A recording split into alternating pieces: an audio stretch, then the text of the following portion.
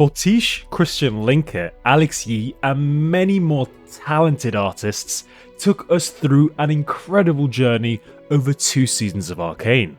But the ending of Season 2 has left many viewers bewildered, with the show's creator, Christian Linke, even vowing to learn from this mistake. But I'm not going to sit here and oversimplify the issues by just blaming some Riot executive for some arbitrary imposed constraints upon Arcane. In fact, Christian Linke disproved this directly by stating that Riot provided an insane budget in both time and money. I mean, I'm not an expert, but releasing a season every 7 years doesn't seem to be a sustainable business. So while there were pacing issues, unresolved storylines, and an emotional disconnect with the finale, I think the fault lies elsewhere. I believe it's worth considering whether these issues go beyond just storytelling decisions. Specifically, whether the desire to make Arcane Canon could have imposed constraints on the narrative freedom. A big part also is how do we respect what is there? Figure out what is the truth of the characters we need to respect. What do people love about the champions, right, about the lore and that kind of stuff. As Linke explained, the creators of Arcane are working within the constraints of a larger, established universe.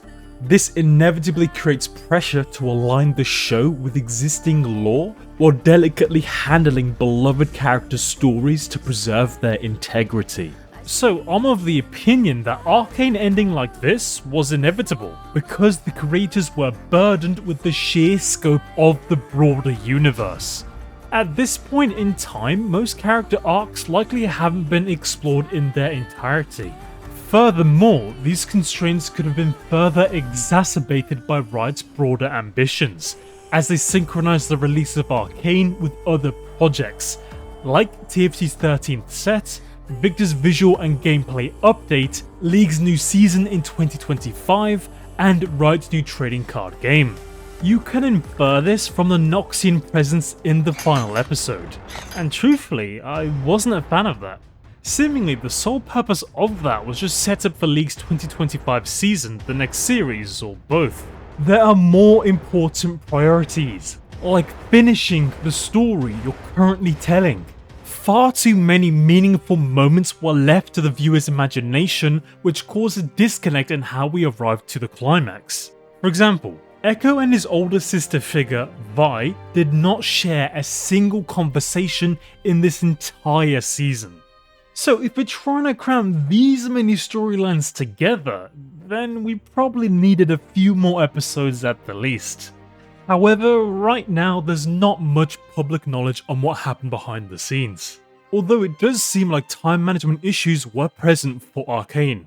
We didn't know if season 1 was going to be a success, so we didn't start season 2 until it's a huge success. I know, but we didn't know. And so if I'd known, we could have started season 2 way earlier. But we didn't know, so we kind of waited a bit, and so now we're paying the price. But again, I can't fault anyone here. This is a completely natural and human reaction. Anyone would be uncertain about the reception of Season 1 because it literally has not been released at this point. And from here, it took them another 2 years to decide to make Arcane the canon lore. Also, I don't understand if making Arcane canon is a creative decision to enable the writers, or if it's driven by the need to align and push other product releases. Especially since Riot have failed numerous times in properly expressing this desire.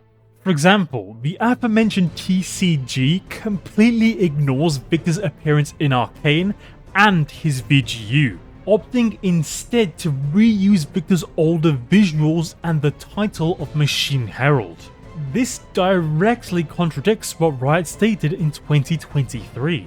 And our goal is to ensure that major events in our stories, as well as the essence of what makes a champion who they are, will be reflected across everything that Riot makes. So this sentiment seemingly doesn't apply to the TCG? Is this an exception? And on that note, I don't believe Viktor's VGU captures the essence of his portrayal in Arcane. With this VGU, Viktor's identity has been completely rewritten. The former Machine Herald is now the Herald of the Arcane. However, this title is only suitable for the shortest lived version of Viktor. So to me, this form holds the least value, as it is the least representative. Thus, I have no idea how this version of Viktor could arrive at his current abilities, and I'm somewhat familiar with League and its lore and Arcane. So if you're an Arcane viewer completely new to League and you wanted to play Viktor, what would your expectations of his gameplay be? Would it match this? Similarly, Viktor's relationship with the Arcane was extremely complicated. You have to destroy it. So from what I'm gathering, it seems that champions are taken from very specific times in their history. For example, Ambessa is likely taken just before she rocks up on Piltover, because she sure as hell can't be taken from after that. But consequently, Viktor has become a very generic mage/wizard which overlaps with many existing champions like Malzahar and especially Syndra. Even beyond their character themes, Syndra and Viktor have heavily overlapping gameplay patterns with stacking and evolving abilities. Viktor's unique identity that he brought to the roster is now gone, and there are those that are genuinely mourning the loss of the character they came to love over the years. I believe that Viktor's VGU should have focused on more fleshed out arcs like the Arcane Savior skin. Honestly, I think this skin is awesome.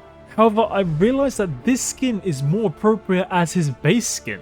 Of course, I understand that visual updates don't inherently generate any money, but this update to Viktor could have been handled with greater consistency and attention to detail, especially pertaining to his identity. For example, Medler said the following about the single gameplay change to Viktor. We're going to keep the gameplay you know and love, with a slight change to his ultimate. We wanted to mirror the feeling from Arcane, where he manifests a massive, growing storm that consumes everything around him. And unless I'm mistaken, this didn't happen during Arcane? But overall, there are multiple versions of Viktor that better capture his essence, and this VGU fails to reflect Arcane's narrative excellence alongside honouring Viktor's original design. Quite frankly, this VGU is not accurate to the character of Viktor we've come to understand. And I get the same feeling about TFT's 13th set. The core mechanic of this set revolves around the anomaly, about which they say, much like in the show, it has profoundly transformative and permanent effects. Again, am I missing something? Where is this coming from? But that aside, the typical depth and complexity of a TFT set is a miss. This set is easily the most simple set they've ever made, but at a very clear cost. The cynic in me wants to say that their priority is to just funnel players, and hopefully they buy some of their cosmetics with absolutely outrageous pricing. Like, I know, TFT takes huge narrative liberties when it comes to each set, but the glaring inconsistencies still shine through. Perhaps the best example of this are the new 6-cost units.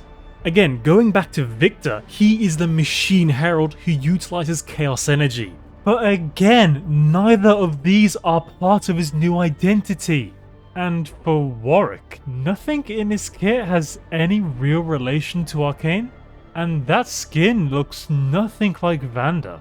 Now, Mel is actually the closest representation to her Arcane counterpart, as she shields your tactician just before death. Even so, giving Mel the title of Banished Mage feels inaccurate? Are they referencing how Ambessa sent Mel away to Piltover? Why did you do it?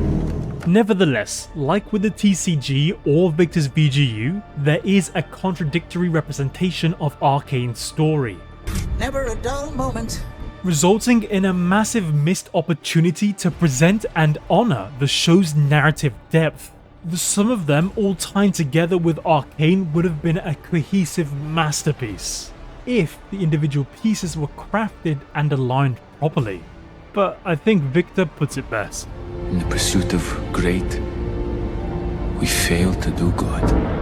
Now, I am expecting Riot to come out and say that player numbers and revenue increase during this time, because it probably will. However, growth and mediocrity are not mutually exclusive. But on the bright side, I imagine that these skins will help fund the future projects. And I cannot wait to see what else the creators can cook. I absolutely adore their animation style and their attention to detail. I mean, one of the writers literally learned how to shoot a sniper before writing Caitlyn's episode. That is mental. So despite the frustrations and the missed opportunities, there's no denying the immense talent, effort, and ambition that went into Arcane. I just hope Riot learns from this experience, and going forward they integrate canon lore more cohesively across their projects. But yeah, that should be the end of my rants. So, what do you think? Do you agree that this is a massive issue, or am I blowing it out of proportion? Let me know. As always, thank you for watching, remember to subscribe, and I'll catch you in the next one. Viktor Nation, how are we feeling?